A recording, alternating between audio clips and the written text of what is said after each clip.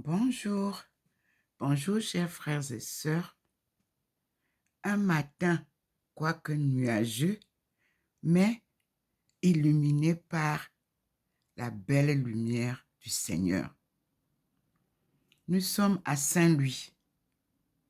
Saint-Louis en Alsace est situé au carrefour des trois pays, l'Allemagne, la Suisse allemande et la France, où est Saint-Louis. Et j'habite au 93A, avenue du Général de Gaulle à Saint-Louis.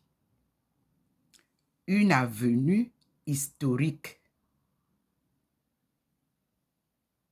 où je retrouve les reliques de plusieurs siècles d'histoire reliées à l'histoire africaine.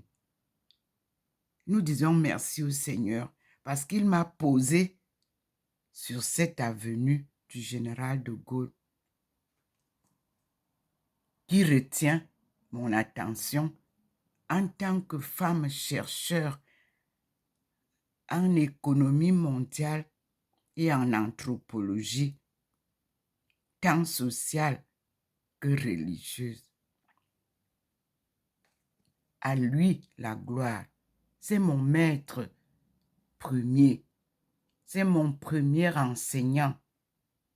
C'est lui qui m'a appelé du sein de ma mère pour mener cette mission sacrée telle qu'il me l'a révélée dans Isaïe 49, versets 1 à 13.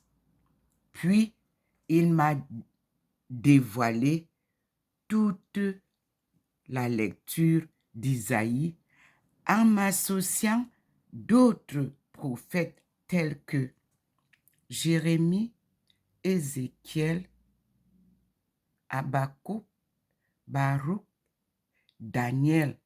Puis m'a présenté l'appel de Samuel. Et il m'a donné 3 livres. Genèse, Exodus, et vous avez le plus grand livre que nous devons lire, Deutéronome. Puis il m'a révélé les rois, puisque je viens d'une dynastie royale. Et enfin, il m'a fait savoir la sagesse traditionnelle de nos aïeux, de nos ancêtres, de nos parents, en me dévoilant notre écriture sainte qu'il a enseignée à Adam, qui est en 3 formes. Les pictogrammes, puisqu'il montrait à Adam les images de ce qu'il lui montrait, et Adam écrivait, reproduisait l'image, et Dieu lui disait le nom de ce qu'il lui disait, qu'il lui montrait. Puis, puisqu'il parlait, le son a été écrit en lettres.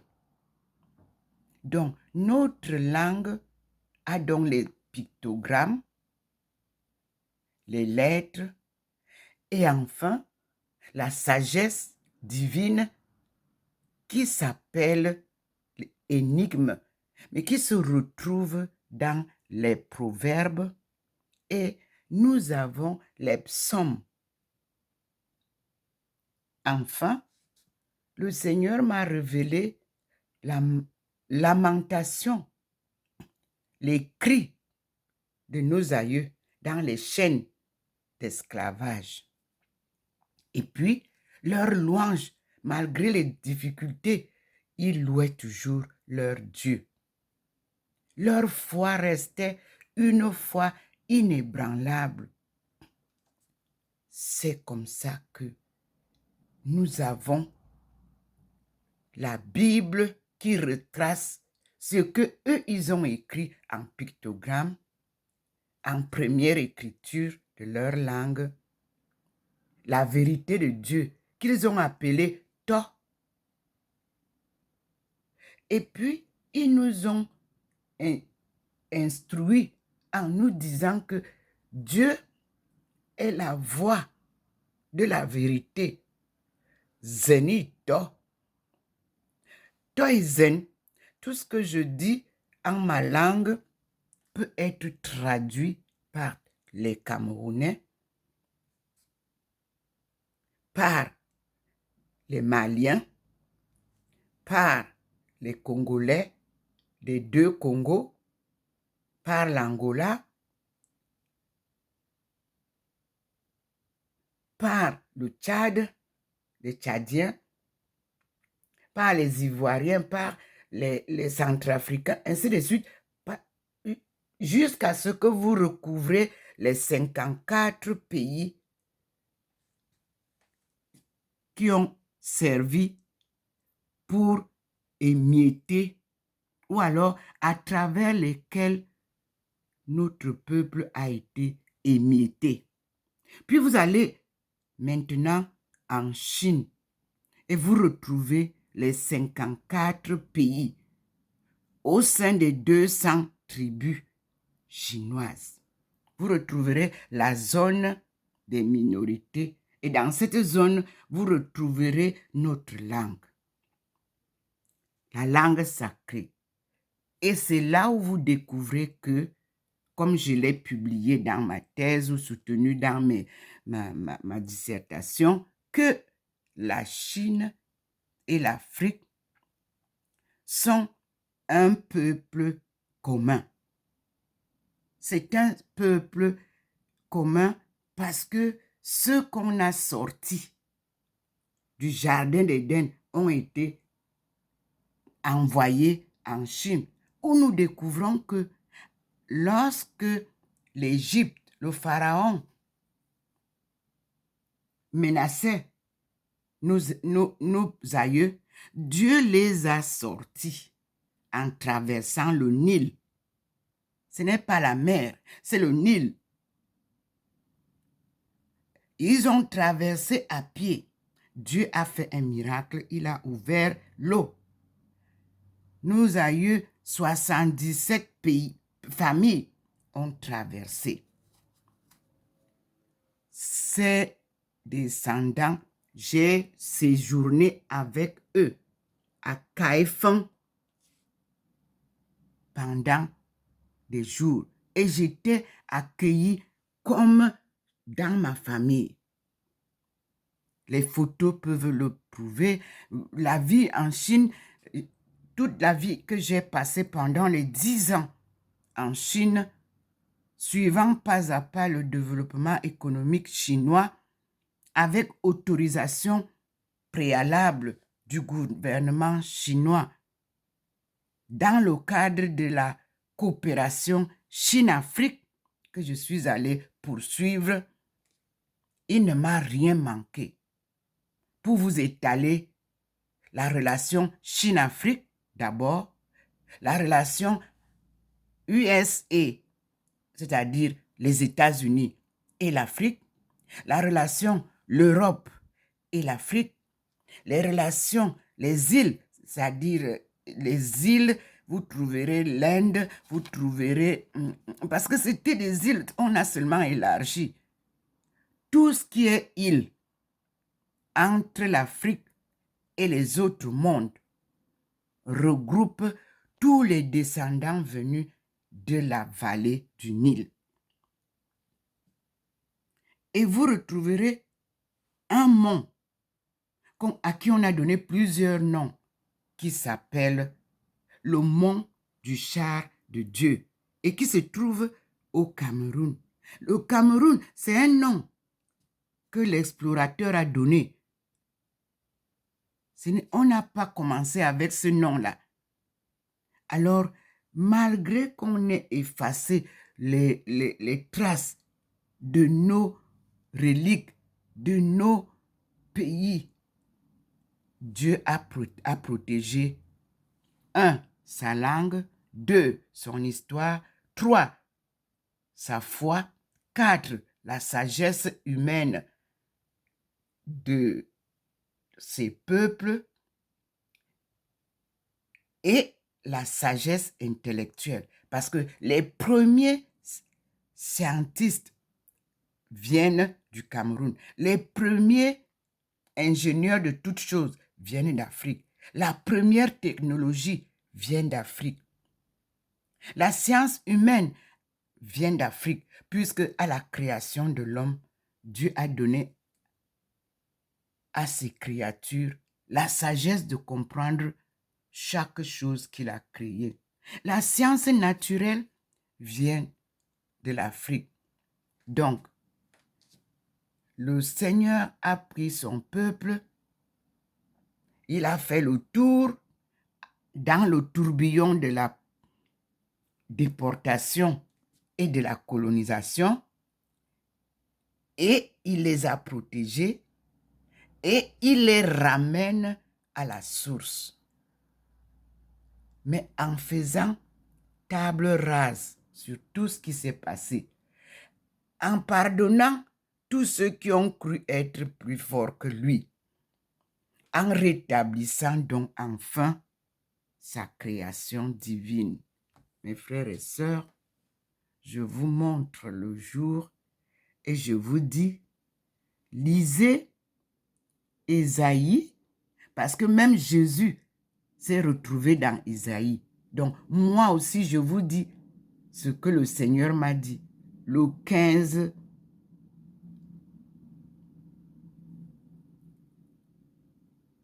non, je répète, je dis aussi ce que le Seigneur m'a dit le 10 août 1985 et le 25 mai 1995.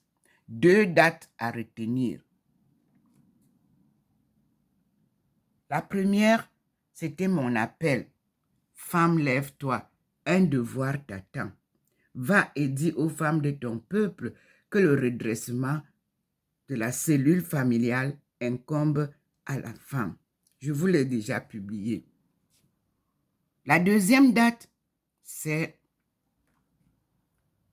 à Beijing, le 25 mai 1995, jour anniversaire de l'organisation de l'OUA. Organisation de l'OUA. C'était à Beijing où il m'a dit, ouvre ta Bible et lis. La Bible est toujours posée sur mon chevet de lit. Je l'ai fait en rêve. Et comme il a dit, ouvre, j'ai ouvert. Ce que ça m'a donné, c'était Isaïe 49. Il m'a dit, lis. Et quand il a dit, lis, j'ai lu Isaïe 49, 6.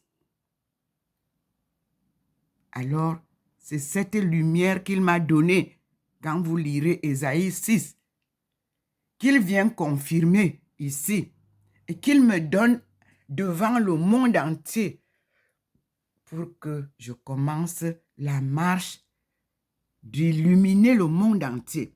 Et vous voyez, là où il illumine, il y a quelque chose qui ressort. Il a illuminé le Cameroun. Vous voyez ce qui se passe au Cameroun. Il a illuminé la Côte d'Ivoire. Vous voyez ce qui se passe en Côte d'Ivoire. On est là. Il a illuminé la petite population de la jeunesse. Vous voyez ce qui se passe dans la jeunesse. La petite population du Libéria, de la jeunesse du Libéria, c'est un son. C'est un démarrage. Et il a donné l'honneur à la femme. Ministre premier ministre, je crois, du Libéria, a tenu les conseils que toute maman doit tenir auprès de nos enfants, quelles que soient les difficultés que nous rencontrons avec leur éducation d'aujourd'hui, qui n'est pas pareille à la nôtre. Les enfants ont été manipulés. Les enfants ont été mal orientés. Les enfants ont été trompés. Parce que c'est eux qui subissent aujourd'hui le résultat de... Ils n'ont pas de repères. Ils n'ont pas de survie. Mais le Seigneur rassemble les enfants, les parents et ceux qui doivent les accompagner avec sa parole divine. Nous disons merci au Seigneur parce que cette semaine qui se termine là, elle se termine très dense et en beauté. J'ai reçu l'événement des Bolova qui rassemble tous les évêques du Cameroun. Je dis bravo.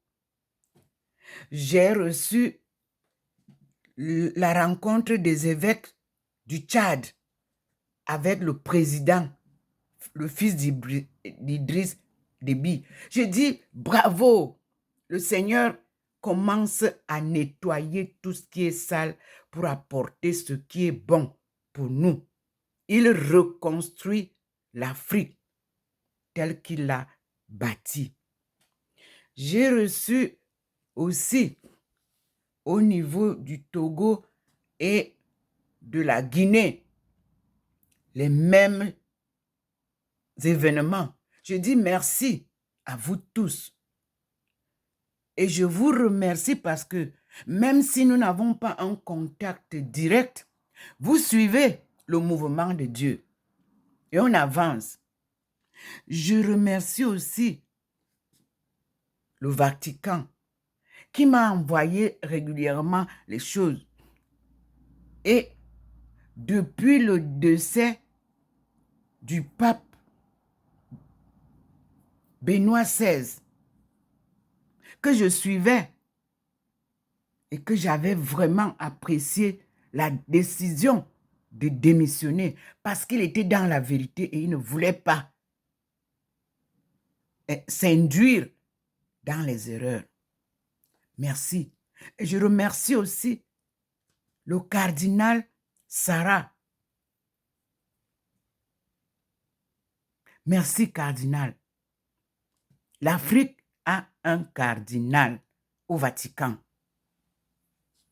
Je dis merci et je vous rappelle que les premiers papes, les 3 premiers papes étaient tous de race noire et venaient de l'Afrique subsaharienne. Je vous dis à tous, leaders religieux, merci. Nous continuons dans la prière et je vous dis, je suis en communion avec vous par la puissance de Dieu. Quand je me retrouve avec un événement que vous partagez et que le petit point vert lumineux signale la présence de Dieu, je me mets à genoux et je le loue et je vous suis. C'est ça, la puissance de Dieu. Aucune puissance au monde ne dépasse celle de Dieu. Je vous montre enfin la ville telle que le Seigneur vient de l'illuminer. Et je vous dis, ensemble, prions, louons Dieu, glorifions-le. Cherchons la conversion de nos cœurs, de nos vies, pour accueillir le Seigneur. Et rendez-vous en 2025. C'est la date de l'agenda de la femme. Et j'ai demandé aux Nations Unies en 2020 de m'accorder cette chance. J'ai fait ma demande lors de l'anniversaire de 75 ans. que les peuples camerounais cessent le désordre, cessent la manipulation, cessent l'imposture, cessent la corruption, cessent la manipulation et suivent leur leader.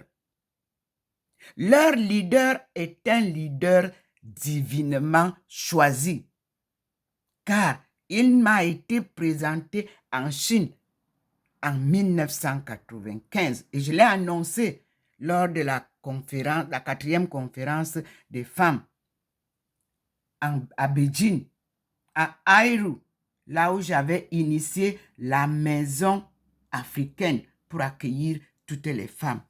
Je pense que je n'ai pas à m'inquiéter car c'est Dieu qui mène la danse. Et j'ai pris le président de la République du Cameroun, Paul Biya, d'initier aussi une maison de la femme dans ce stade qui porte son nom. Même si on refuse de mettre son nom, c'est son stade. Comme on a le stade Amadou Ahidjo. Le stade de Lembe s'appelle le stade Paul Biya. C'est là où Dieu couronnera son travail. Vous l'avez vu lors des présentations des vœux de bonne année. Lui qu'on nous disait qu'il ne marche même plus. Lui qu'on disait que c'est sa femme qui tient pour qu'il marche. C'est la sagesse traditionnelle africaine. Personne ne peut tuer le président Paul Biya. Moi, je vous dis, personne. Parce que quand Dieu pose sa main sur un individu, regardez, vous pouvez être malade, vous vous réveillez, vous vous relevez. Vous pouvez être, je ne sais pas, accidenté, vous allez vous relever. Tous ceux qui racontent n'importe quoi sur vous, ils se retrouvent face à la réalité de votre vie sainte. Parce que ce que vous entendez, les saints, ce n'est pas au ciel là-bas qu'on peut faire le saint, qu'on peut applaudir les saints. Même du vivant ici, nous voyons la vie des saints. Humiliés, on les voit. Regardez donc le saint que nous applaudissons aujourd'hui, Benoît XVI, qui a essuyé tout ce que nous disons de lui. Et il s'est retiré dans son humilité. Aujourd'hui, nous louons sa douceur. C'est ça, l'homme saint. L'homme saint vit au milieu de ses ennemis et il aime ses ennemis. Il faut comprendre ça. Et ça, quand vous comprendrez ça, vous-même vous découvrirez les saints entre vous, au milieu de vous, parmi vous.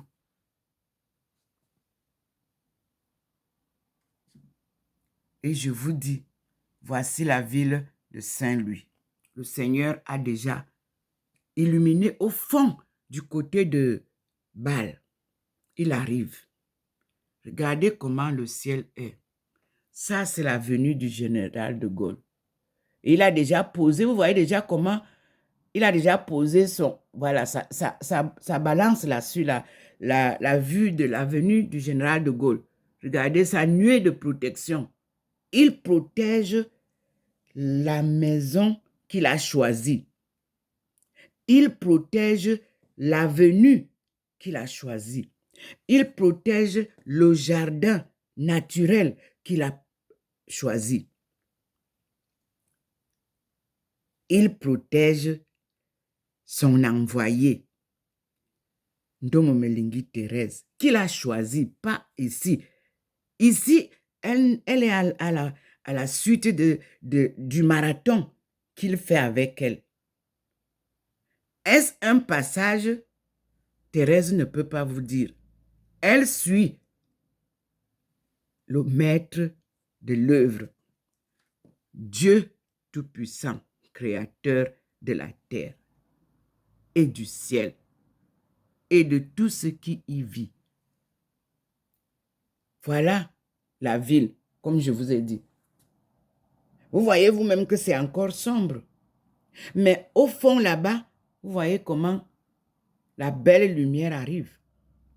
D'aucuns vont dire, ah, c'est le lever du soleil. Le soleil se lève là-bas. Lui, il se met ici quand il veut. Parfois, il se met là-bas avec le lever du soleil quand il veut se manifester. Pour le moment, il ne m'a pas encore signalé d'où il va se manifester. Mais ce que j'observe déjà, c'est que ici, vers le Saint-Louis, c'est blanc comme le soleil. Mais ici, vous voyez qu'il y a une forme jaunâtre et donc je m'appuie là pour regarder. Ici, vous avez sur ce jardin les corbeaux, les petits oiseaux. Vous avez aussi les petits hérissons. C'est pas hérisson, je crois qu'on appelle ça. Enfin, les petits oiseaux, les petits animaux qui sont souvent dans les jardins partout là. Et vous avez les hommes qui me passent. Vous avez l'herbe qui est encore là. Parce que bientôt, il n'y aura plus rien. Puisque l'hiver arrive. Et nous recommençons après. Donc, de génération en génération, Dieu génère et régénère les humains, la nature, l'eau et tout ce qui y est, poissons. La terre reproduit génération après génération tout ce que Dieu a créé de divin. Nous sommes donc une créature de Dieu. Voyez vous-même comment il balaie l'endroit avec sa nuée. Et maintenant, vous venez sur le balcon de sa fille. Il pose sa lumière. Vous avez vu souvent sous le pot, au coin là-bas, la lumière est parfois droite, mais la lumière est parfois penchée, comme vous voyez là. Quand c'est penché comme ça veut dire que le Seigneur va venir dans la maison. Directement, il va envoyer les lumières. Parce que je commence à comprendre les formes de la lumière qui pose sur la table. Et vous voyez qu'il a posé 2 rayons qui vont entrer dans la maison, comme vous voyez. Et vous voyez que là, les êtres célestes sont déjà en place à la venue du général de Gaulle. Vous-même, vous voyez en haut là. Ça veut dire que lui, avant que lui-même arrive, il envoie d'abord ses êtres célestes. Regardez vous-même comment ça descend. Donc, il me donne la possibilité de vous le dire, de vous l'exprimer. Voilà comment il donne l'occasion à son élève, la possibilité de comprendre. On appelle ça inspiration divine. Donc, voilà la lumière qui nous montre tout ce que le Seigneur a déjà fait descendre. On appelle ça les êtres célestes. Nous sommes les êtres terrestres. Mais nous avons gâché notre sainteté avec la destruction malveillante de la création divine terrestre. Donc, il y a 2 paradis, le paradis terrestre et le paradis céleste. Quand le Seigneur descend sur le paradis terrestre, il ne vient pas seul. Il vient avec les êtres célestes, comme vous le voyez. C'est la leçon de ce matin. Dieu descend avec sa cohorte céleste pour rencontrer sa population terrestre et naturelle. La nature reçoit aussi. Les herbes, les arbres reçoivent aussi cette bénédiction que Dieu nous apporte. Regardez comment ils sont nombreux. La bénédiction sera tout aussi grande que comme vous le voyez. Et vous voyez donc aussi le scintillement. Lorsque je regarde, le scintillement est sur toute la petite défenture là. Et la lumière est déjà signalée sur le poignet de la porte, dans la maison. La lumière est déjà entrée. Là, voilà. Là où je suis assise, derrière moi, il a déjà placé sa lumière. Et vous voyez qu'il choisit un endroit. Il fait soit un carré, soit un rectangle. Derrière moi, vous voyez vous-même.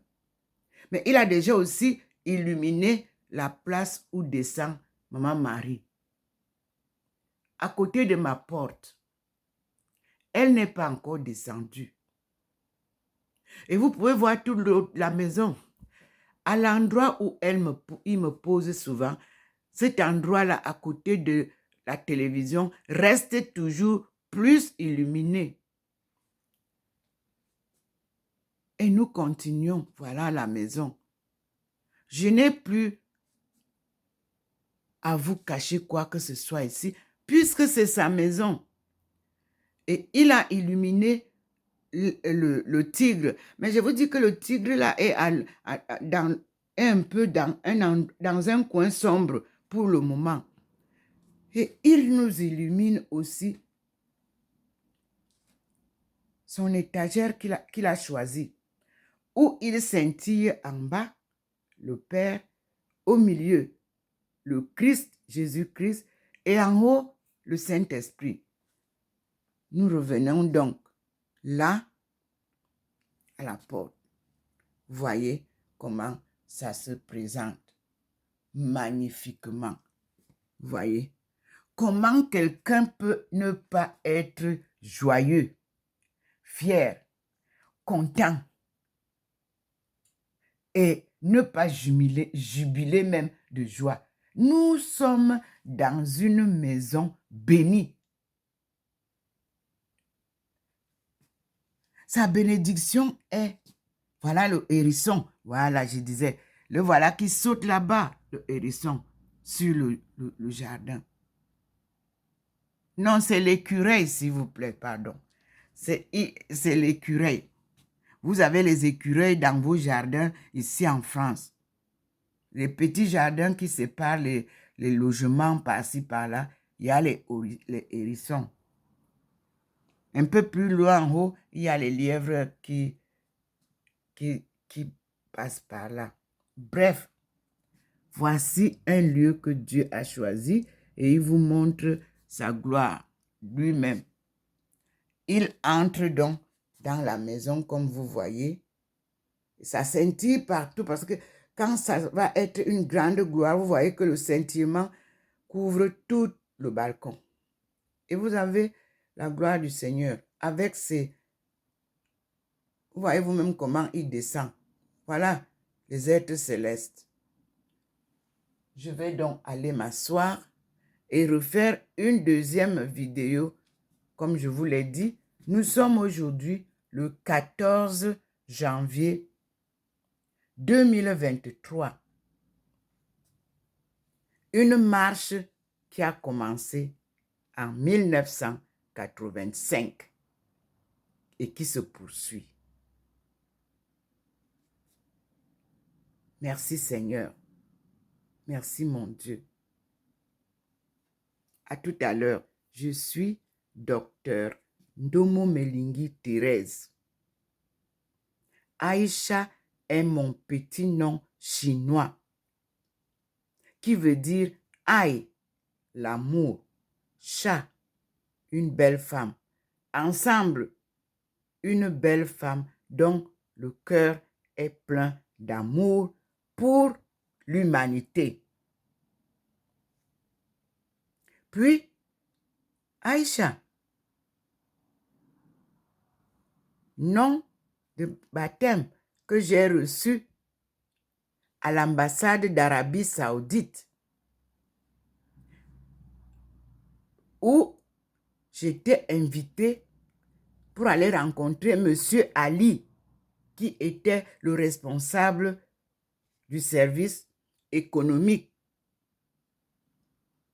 Et moi, faisant les recherches des solutions clés pour le développement économique des pays africains, je devais rencontrer plusieurs ambassades pour comprendre l'évolution et aussi leur apporter l'information que nous aussi, nous sommes appelés à prendre le relais, c'est-à-dire à nous développer aussi. Alors, j'y suis allée avec un jeune Malien que j'ai rencontré à la recherche de l'ambassade que je ne connaissais pas.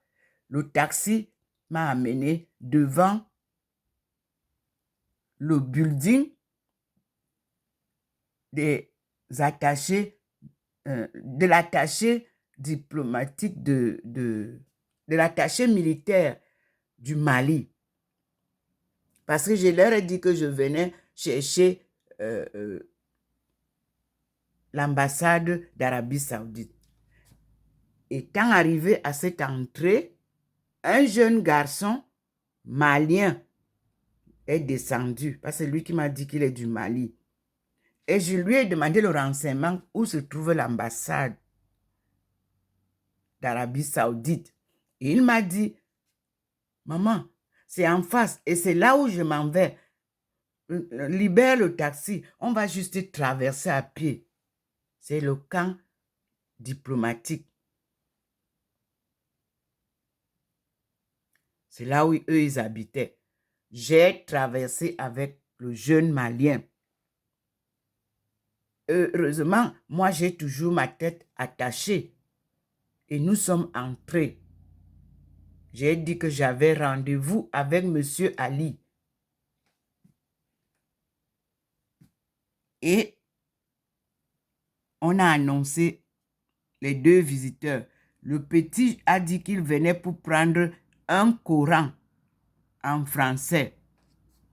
Et nous sommes entrés, qui lui était promis. On nous a donné on nous a demandé de nous asseoir à la salle d'attente de l'ambassade d'Arabie Saoudite. Et dès que je me suis assise, le représentant que nous cherchions est venu, Monsieur Ali. Il m'a salué. Il a salué le garçon. Le garçon a dit qu'il venait au rendez-vous pour prendre le Coran. Donc, le monsieur nous a fait asseoir et il a dit qu'il est remonté pour aller chercher le Coran en français. Dès qu'il est monté les quelques premiers étages, non pas étages, les marches,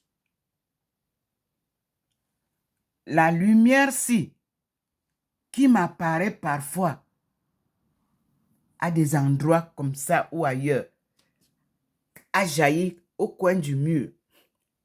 Et une voix m'a parlé. Aujourd'hui, tu vas devenir musulmane. Mes frères et sœurs, j'ai dit, oh, Seigneur, c'est encore où comme ça? Moi, je suis catholique. Il m'a dit, n'est-ce pas, tu as dit que tu vas me suivre? Suis-moi, c'est moi le chemin. La lumière, je me suis amendé, je dis, je m'excuse Seigneur. La lumière s'est retirée un peu, c'est resté dans le coin. Monsieur Ali est descendu. Quand il est descendu, il avait 2 Corans.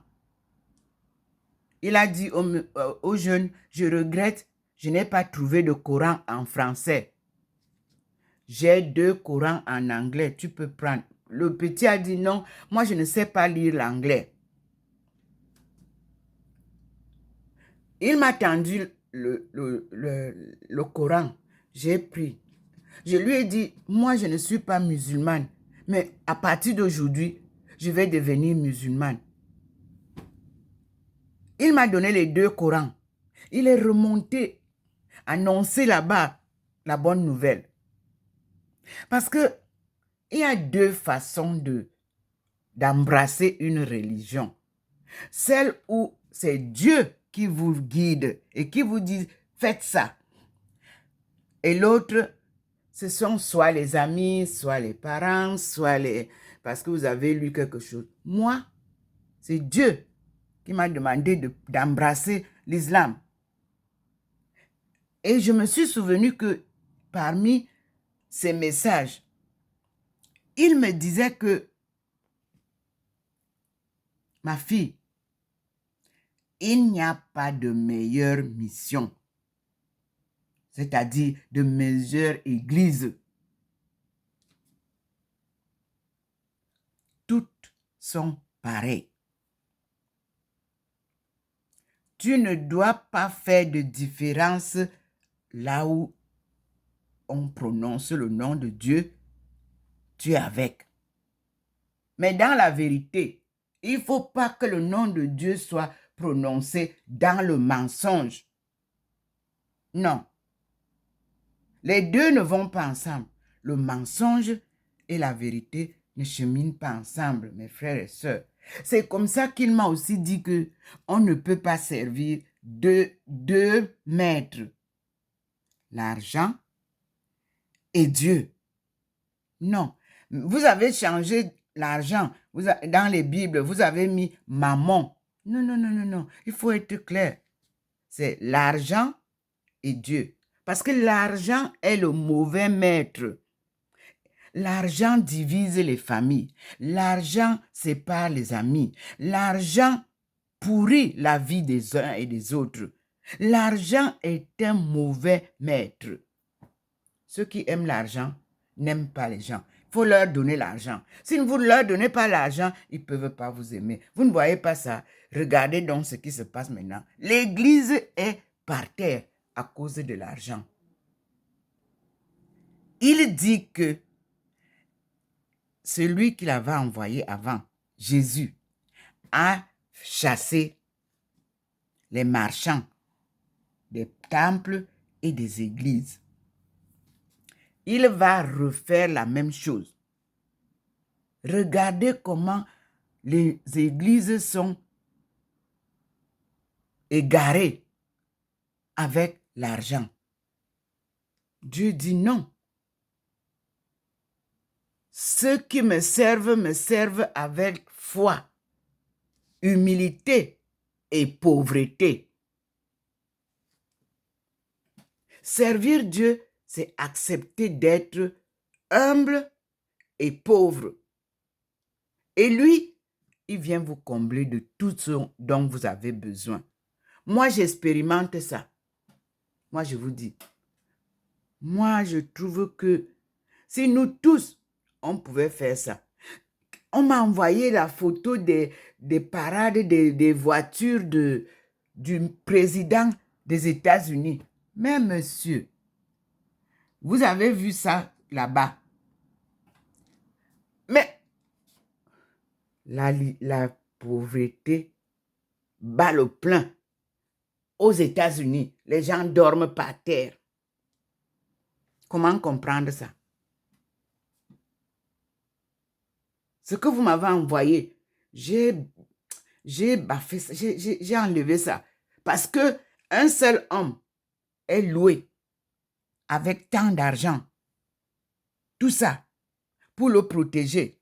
Mais le jour que la cloche de Dieu sonne, quand, il n'y a plus de protecteur, il n'y a plus de garde, il n'y a personne qui peut vous protéger, frères et sœurs. Nous sommes nés pour vivre et mourir. C'est le sort de toute créature humaine, de toute créature que Dieu a sémé. Ce petit jardin est une école. Il neige, il n'y a plus rien. tout devient blanc ici. Nous allons faire cette école-là. Il n'y a plus d'herbe, il n'y a plus de fleurs. Vous voyez comment les arbres finissent déjà. Puis, le Seigneur réapparaît. Tout bourgeonne, tout se relève, les arbres fleurissent et nous recommençons. C'est la même chose pour les créatures humaines. Unissons-nous, frères et sœurs. Soyons unis. Aimons-nous les uns les autres comme Dieu nous aime. Partageons ce que Dieu nous a donné gratuitement. Dieu ne nous vend rien. Mais le commerce est venu s'installer et nous sommes dans la vie de consommation éphémère. Vous avez plein d'habits dans la maison. Vous avez de la nourriture dans les frigos à jeter. Et des gens dorment dans la rue, nus. Et des gens dorment affamés partout. Et Dieu vous pose la question, à quand la compréhension de qui est Dieu? Et à quand la compréhension de qui est l'humain? Et à quand la compréhension de ce qu'on appelle futilité? Les biens de la terre, l'argent, les maisons, les voitures, et tout ce que nous avons, nous amassons. Le jour qu'on rentre, on rentre nu. Parce que même si on vous met dans un grand cercueil, si vous repartez dans le tombeau après 1 an, 2 ans, vous ne trouvez que des os. Nos os, la chair est partie. C'est les os qu'on prend. Et ceux qui n'ont pas de scrupules ramassent ces os pour en faire ce qu'ils veulent. Et Dieu dit vraiment, et vous, vos os, sachez que vous les portez. Qu'est-ce qu'ils deviendront après votre mort? C'est la leçon d'aujourd'hui qui signifie le partage, l'amour du prochain, le pardon. Tout ça est couronné par l'amour du prochain que Dieu nous a enseigné comme il nous aime, d'un amour pur. Et soyons donc dans la joie de recevoir du Seigneur ses enseignements. On appelle ça inspiration. Je n'ai préparé aucun papier ici. Je parle tel que le cœur me souffle ces paroles et je partage avec vous. Je suis la servante du Seigneur. Qu'il me soit fait, comme Marie l'a dit, comme Thérèse Avila l'a dit, selon sa volonté. Et nous allons partager à partir d'aujourd'hui la parole de la prière de Thérèse d'Avila. Et nous disons merci au Seigneur. Parce que lui, quand vous endormez sa parole, vous l'enfermez dans les... Lui, il vient, il a une clé qu'il m'avait donnée et que vous trouverez dans Ésaïe 22, verset 22. Porte que tu ouvres avec cette clé, personne ne peut fermer. Porte que tu fermes avec cette clé, personne ne peut l'ouvrir. C'était à Tichusan, dans un monastère des moniales du Toisin en Chine, des moniales chinoises.